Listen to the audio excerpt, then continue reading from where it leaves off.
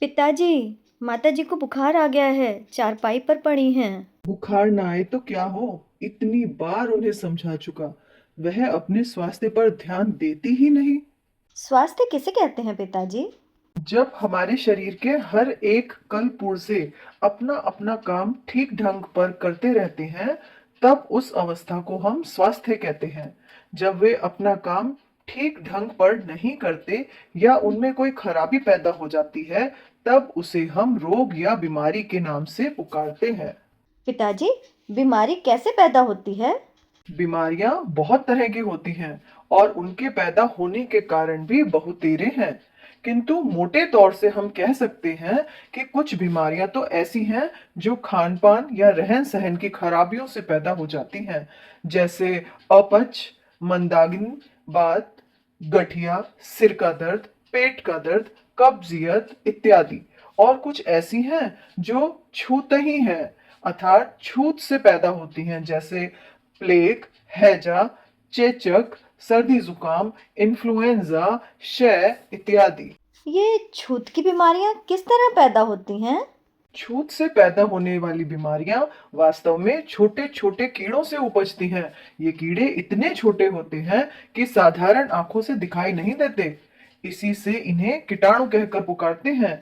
इन्हें देखने के लिए एक ऐसे यंत्र की आवश्यकता होती है जो छोटी छोटी चीजों को बड़ा करके दिखा दे। यह यंत्र कौन सा है? उस यंत्र को अणुवीक्षण यंत्र कहते हैं। उसके द्वारा हम छोटी से छोटी वस्तुओं को भी बिल्कुल आसानी के साथ देख सकते हैं। ये यंत्र कई प्रकार के होते हैं, कोई कम शक्ति का और कोई ज्यादा शक्ति का। जो यंत्र जितनी ही ज्यादा शक्ति का होगा, उससे उतनी ही बारीक चीज देखी जा सकेगी। रोग के कीटाणुओं को देखने के लिए बहुत तेज शक्ति के यंत्रों की जरूरत हुआ करती है, क्योंकि ये कीटाणु बहुत ही सूक्ष्म होते हैं। अच्छा, तो ये कीटाणु होते कैसे हैं? ये कीटाणु अनेक प्रकार के होते हैं, किंतु अधिकतर ये तीन ही रूपों में दिखाई दिया करते हैं।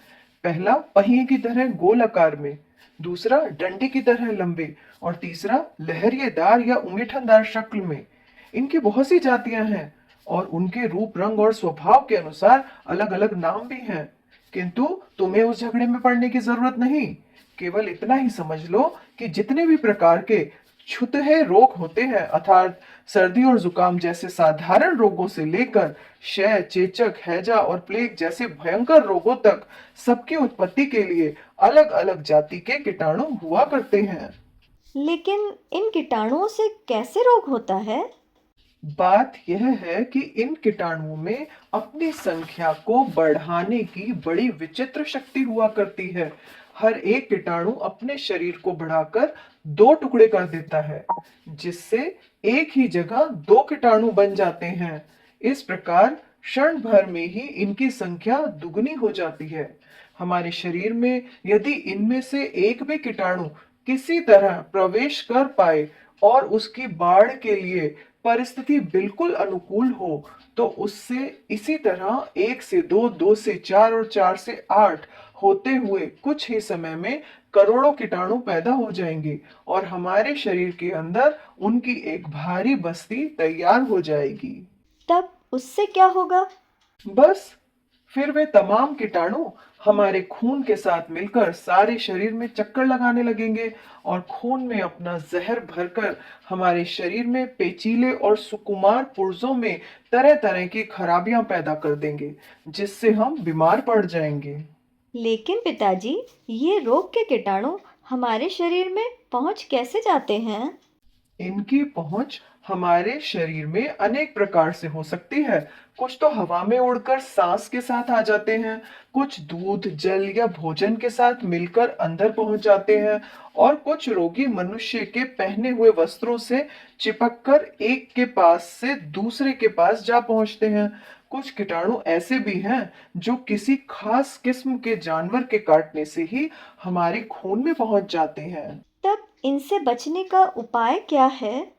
इनसे बचने का सबसे बड़ा उपाय तो उस परम पिता परमात्मा ने ही हमारे शरीर के भीतर कर रखा है।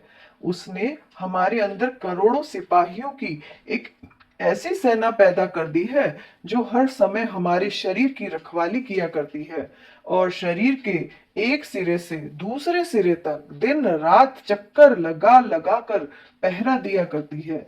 जहां कोई शत्रु हमारे भीतर घुसा कि इस सेना के बहुत से सिपाही झट उस पर टूट पड़ते हैं और उसे मार मार कर बाहर निकालने की चेष्टा में लग जाते हैं। ओहो, ये सिपाही कौन हैं? ये हमारे खून के सफेद कण हैं। हमारे खून में दो प्रकार के अत्यंत नन्हे नन्हे जीवाणु पाए जाते हैं, एक लाल और दूसरे सफेद। इनकी शक्ल पहियों की तरह घेरेदार हुआ करती है। ये हमारे खून के जीवित कण हैं और खून के साथ साथ सारे शरीर में चक्कर लगाया करते हैं। इनमें से लाल कणों का काम शरीर के तमाम अंगों को भोजन ढो ढो कर पहुंचाना है और सफेद कणों का काम शरीर की रक्षा करना है। बहुत छोटे होने के कारण आंखों से ये नहीं दिखाई देते, किंतु अणुवीक्षण यंत्र की सहायता से हम इन्हें जब चाहे देख सकते हैं। जिस समय किसी रोग के कीटाणु हमारे खून में पहुंचते हैं, तो ये सफेद कण हमारी रक्षा के लिए उनसे बड़ी तत्परता के साथ जा भिड़ते हैं और फिर कुछ समय तक उन दोनों में एक खासी कुश्ती होती रहती है। यदि हमारे सफेद कण रोग के कीटाणुओं से शक्ति और संख्या में बलवान हुए, तो वे इन्हें तुरंत नष्ट कर डालते हैं या कम से कम इनकी बाढ़ को ही रोक रखते हैं, जिससे हमारे शरीर को किसी तरह की हानि नहीं पहुंचने पाती। वास्तव में यह भी नहीं मालूम होता कि हमारे शरीर में किसी रोग के कीटाणुओं ने प्रवेश भी किया था या नहीं। किंतु यदि हमारे सफेद कण इनसे कमजोर पड़े, तो फिर वे स्वयं नष्ट होने लगते हैं और रोग के कीटाणु तेजी के साथ बढ़कर सारे शरीर पर अपना अधिकार जमा लेते हैं, जिससे हम बीमार पड़ जाते हैं। ये बातें सुनने में बड़ी अद्भुत जान पड़ती हैं। हाँ, लेकिन है ये बिल्कुल सच। हम बहुधा देखते हैं कि कोई आदमी तो छुतहे रोगी के पास दिन रात सोता बैठता है और उसकी सेवा किया करता है, लेकिन फिर भी बीमार नहीं पड़ता। और कोई केवल 10-5 मिनट के लिए वहां रोगी का हालचाल देखने आता है और घर पहुंचते ही बीमार पड़ जाता है। इसका कारण क्या है? रोग के छुतहे कीटाणु तो दोनों ही के शरीर में प्रवेश करते हैं, किंतु पहला आदमी बीमार नहीं पड़ता क्योंकि उसके खून में सफेद कण रोग के कीटाणुओं से अधिक बलवान हैं और इसलिए उन्हें रोक रखते हैं। दूसरा आदमी बीमार पड़ जाता है क्योंकि उसके खून में सफेद कण उतने मजबूत नहीं हैं और उन कीटाणुओं को दबा नहीं सकते। तब इन सफेद कणों को बलवान बनाने का उपाय क्या है? इन्हें बलवान बनाने का सबसे सुंदर और सीधा उपाय यह है कि हम बराबर ऐसे नियमों का पालन करते रहें जिनसे हमारे शरीर का बल और उनकी शक्ति बराबर बढ़ती जाए। इसके लिए सबसे पहले हमें अपने खान पान और रहन सहन को ठीक रास्ते पर रखना होगा। खान पान हमें कैसा रखना चाहिए? खान पान का सवाल हमारे शरीर में और स्वास्थ्य के लिए बड़े महत्व का है। तुम जानते हो कि कुछ तुम खाते हो उसी से तुम्हारा खून बनता है, उसी से तुम्हारा बल बढ़ता है और उसी से तुम्हारा शरीर भी बड़ा होता है। जन्म के समय तुम्हारा शरीर कैसा नन्हा सा था, किंतु आज यह इतना बड़ा हो गया। उस समय तुम उठकर बैठ भी नहीं सकते थे, परंतु आज तुम उछल कूदकर छलांग मार सकते हो। अब तुम्हें सोचो कि यह ऐसा शरीर और इतना बल तुम्हें कहां से पाया? भोजन से ही ना। अस्तु, हम क्या खाएं और कैसे खाएं, इस विषय में हमें सदैव सावधान रहना चाहिए। अवसर मिलने पर किसी दिन इसकी बाबत हम तुम्हें अधिक विस्तार से समझाएंगे। अभी केवल इतना ही समझ लो कि हमारे खाने पीने की चीजें सदा ऐसी होनी चाहिए जो बल और स्वास्थ्य को बढ़ाने वाली हो और आसानी से पच सके। ये चीजें कौन सी हैं? ताजे फल, दूध, मक्खन और मेवों का स्थान इस विचार से सबसे ऊंचा है। इसके बाद रोटी, दाल, भात, तरकारी, शाक और घी का नंबर आता है। पूड़ी, मिठाई, पकवान, चाट और दही बड़े आदि का नंबर तो बहुत नीचे है, क्योंकि ये चीजें अधिक देर में पचती हैं और शरीर की अपेक्षा केवल जीभ को ही ज्यादा सुख देने वाली हैं।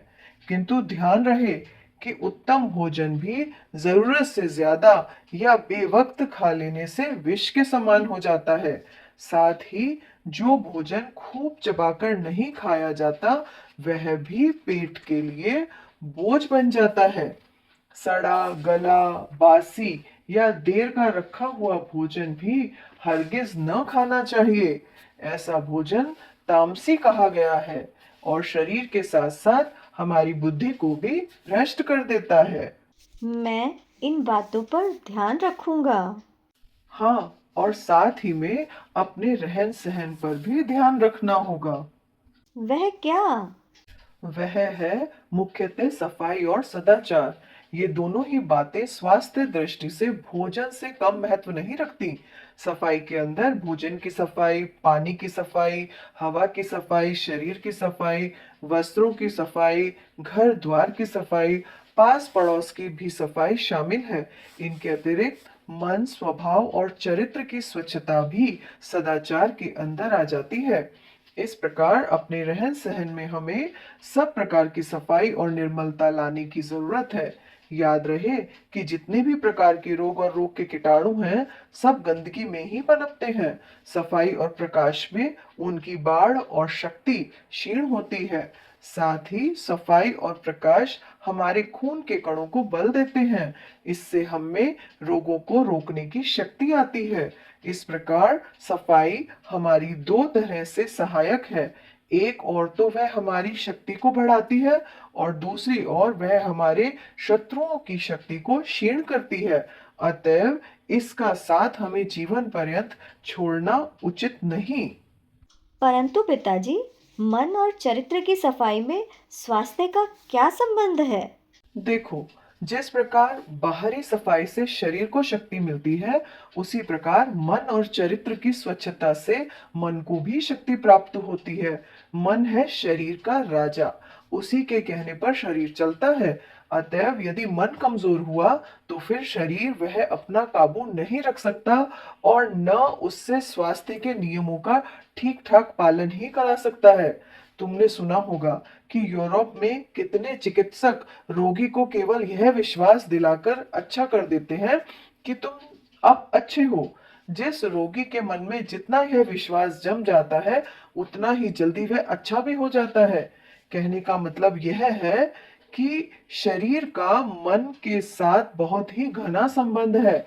अतएव शरीर के स्वास्थ्य के लिए मन की शक्ति, जिसे हम इच्छा शक्ति भी कहते हैं, बहुत आवश्यक है।